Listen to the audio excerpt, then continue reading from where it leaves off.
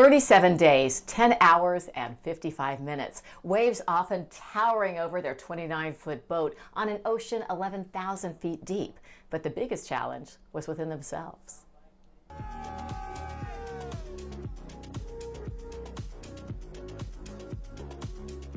It was the celebration of a lifetime. Brothers Trent, Tim, and Thomas Hamilton and nephew Ben Clark sailing into safe harbor on the Caribbean island of Antigua after more than a month on the open sea. Well, there were certainly times when we all looked at each other and said, "Are we crazy?"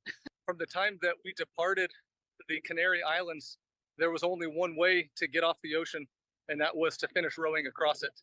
Trent Hamilton talked to us along with his mother, Drew, the namesake of their boat. It was really frightening.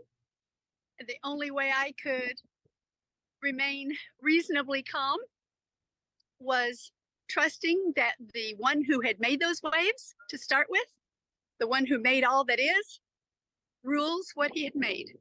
As they rowed around the clock, she wasn't the only one leaning into faith. And in particular at night, when the winds were strong and the seas were incredibly high, waves taller than the length of our boat throwing us around, where what we had was to say, "God, we're in your hands." Before and after pictures showed the physical toll of the voyage. Trent lost 30 pounds, each man rowing 12 hours a day and sleeping very little.